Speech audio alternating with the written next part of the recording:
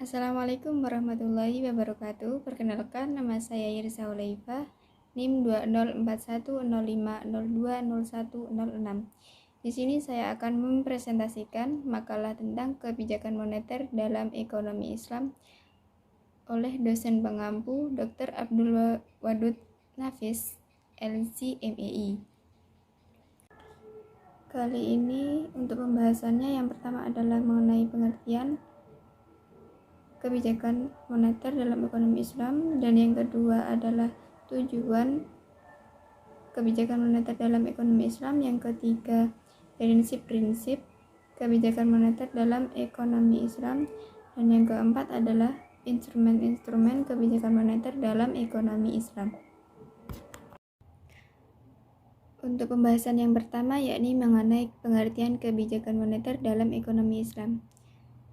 Kebijakan moneter adalah suatu usaha dalam mengendalikan keadaan ekonomi makro agar dapat berjalan sesuai dengan yang diinginkan melalui peraturan jumlah uang yang beredar dalam perekonomian. Di sini dijelaskan bahwa usaha tersebut dilakukan agar terjadi kestabilan harga dan inflasi serta terjadinya peningkatan output keseimbangan. Hampir semua sektor ekonomi kapitalis terkait dengan sistem bunga, sehingga sektor moneter lebih cepat berkembang daripada sektor real. Hal ini disebabkan karena sektor moneter lebih cepat memberikan keuntungan daripada sektor real. Untuk pembahasan yang kedua yakni mengenai tujuan kebijakan moneter dalam ekonomi Islam. Bank Indonesia memiliki tujuan untuk mencapai dan memelihara kestabilan nilai rupiah. Tujuan ini sebagaimana tercantum dalam Undang-Undang Nomor 23 Tahun 1999 tentang Bank Indonesia, yang sebagaimana diubah melalui Undang-Undang Nomor 3 Tahun 2004 dan Undang-Undang Nomor 6 Tahun 2009. Pada pasal 7,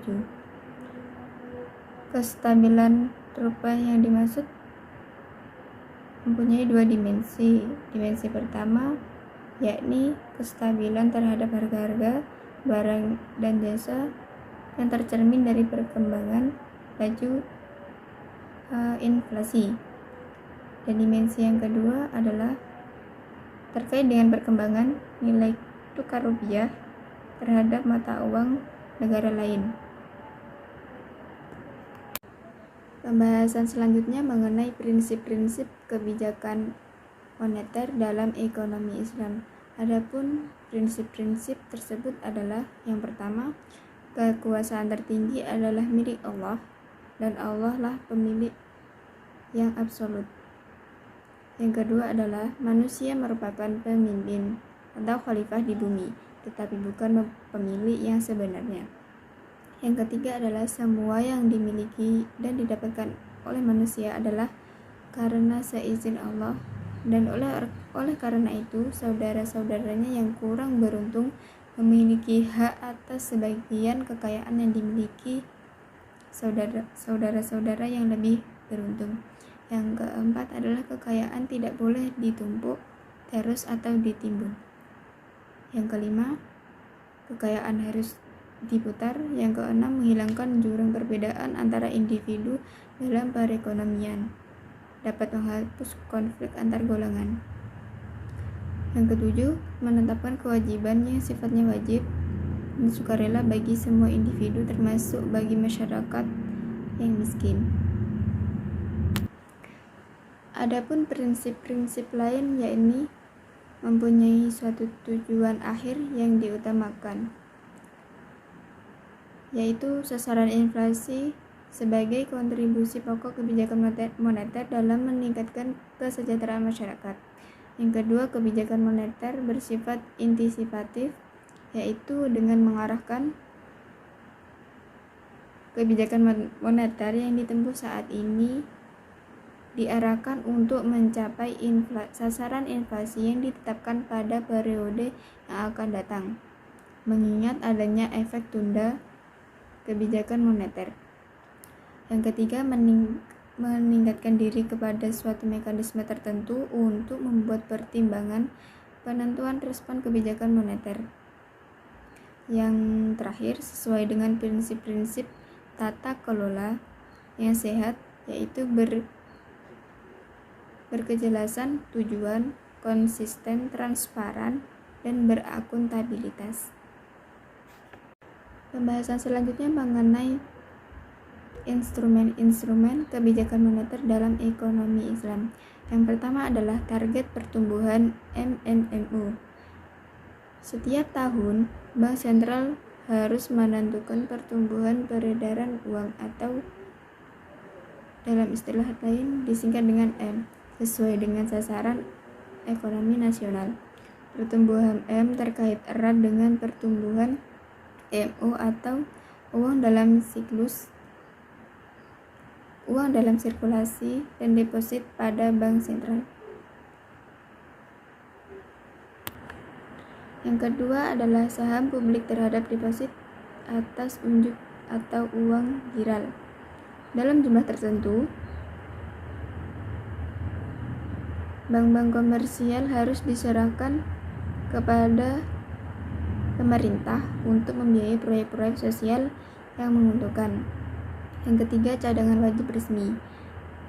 Bank komersial harus memiliki cadangan wajib dan jumlah tertentu di bank sentral. Dan yang selanjutnya, pembatasan kredit. Kebijakan menetapkan batas kredit yang boleh dilakukan oleh bank-bank komersial untuk memberikan jaminan bahwa penciptaan kredit sesuai dengan target moneter dan menciptakan kompetisi yang sehat antar bank komersial. Yang selanjutnya adalah alokasi kredit yang berorientasi pada nilai. Dan yang terakhir adalah teknik lain. Teknik kualitatif dan kuantitatif di atas harus dilakukan secara sengaja, dilengkapi dengan senjata-senjata lain untuk merealisasikan sasaran yang diperlukan, termasuk diantaranya moral suasian atau himbauan moral. Dari literatur perbankan Islam, beberapa alternatif instrumen kebijakan moneter yang dapat dipakai Bank Sentral antara lain. Yang pertama adalah government deposit. Yang kedua adalah mengatur nilai tukar mata uang asing bersama-sama bank semua pada cadangan bank-bank komersial. Persetujuan tukar menukar mata uang asing secara bersama-sama. Yang ketiga adalah common pool. Yang keempat adalah equity based instruments. Yang kelima adalah change in the profit and loss sharing rational. Yang keenam adalah refinance ratio atau rasio pembiayaan kembali. Yang terakhir adalah lending ratio. Sekian yang dapat saya sampaikan, kurang lebihnya mohon maaf yang sebesar-besarnya. Wabillahi taufiq wal hidayah. Wassalamualaikum warahmatullahi wabarakatuh.